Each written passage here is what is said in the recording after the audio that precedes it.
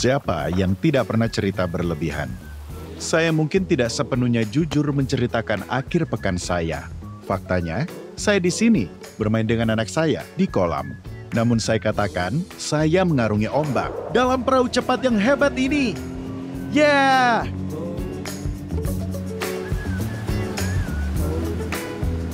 Kita semua bersalah dalam hal membesar-besarkan cerita, padahal saya tidak memiliki perahu seperti itu. Kecenderungan kita seperti ini yang ditunjuk orang saat mereka berbicara tentang Yesus dan bagaimana orang mengingatnya.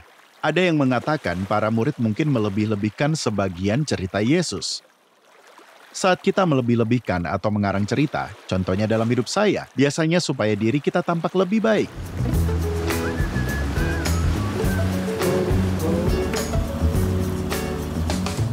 Jadi, mungkinkah para murid mengarang kehidupan Yesus atau melebih-lebihkannya? Mungkin saja, tetapi saya meragukannya karena beberapa alasan. Pertama, di seluruh Injil kita melihat detail-detail yang tampak mengganggu dan tidak relevan. Yang justru memperlihatkan ini adalah cerita dari para saksi mata yang tidak cocok dengan penulisan fiksi masa itu. Detail itu tidak bernuansa spektakuler atau fantastis. Misalnya, waktu badai hebat, Yesus tidur di dek di atas bantal. Ada cerita aneh tentang seseorang memakai kain linen, dan saat penjaga berusaha menahannya bersama Yesus, mereka menarik kainnya dan dia lari, telanjang. Yesus memanggil Petrus, yang perahunya sekitar 90 meter dari pantai, dan mereka menangkap 153 ikan. Spesifik sekali.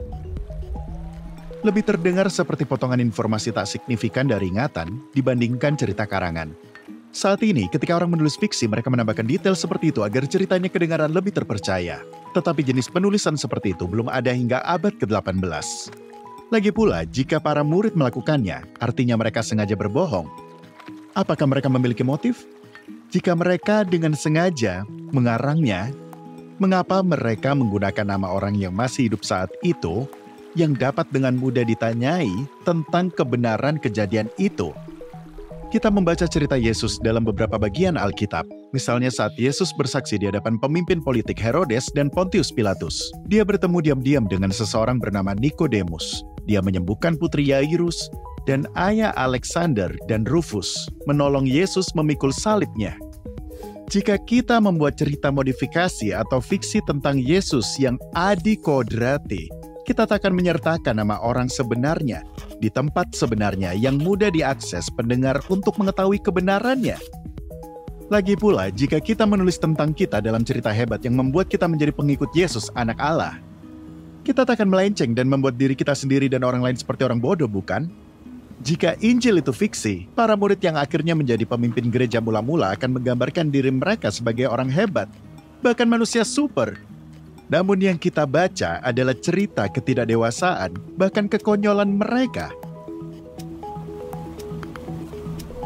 Yakobus dan Yohanes meminta izin untuk menurunkan api ke desa yang tak percaya. Petrus menyangkal dirinya sebagai pengikut Yesus 3 kali pada hari kematian Yesus.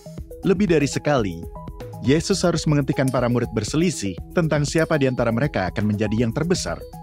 Jika kita ingin membuat cerita yang akan memberi kita kuasa, atau membuat kita menjadi pemimpin sebuah gerakan seperti Petrus, kita tak akan mengarang cerita yang membuat kita tampak tak bisa dipercaya, menggunakan gunting tanpa pengawasan.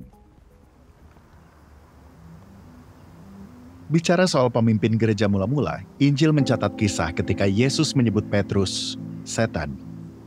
Musuh bebuyutan Tuhan, si iblis. Jika Yesus menyebut saya setan secara langsung, sudah pasti saya tidak akan men-tweet itu. Tetapi itu diceritakan mungkin karena itu memang benar-benar terjadi.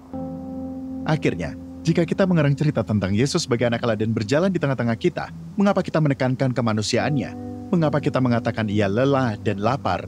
Mengapa kita mengarang cerita tentang dia menangis dan berpeluh darah saat dia berdoa agar tak disalibkan?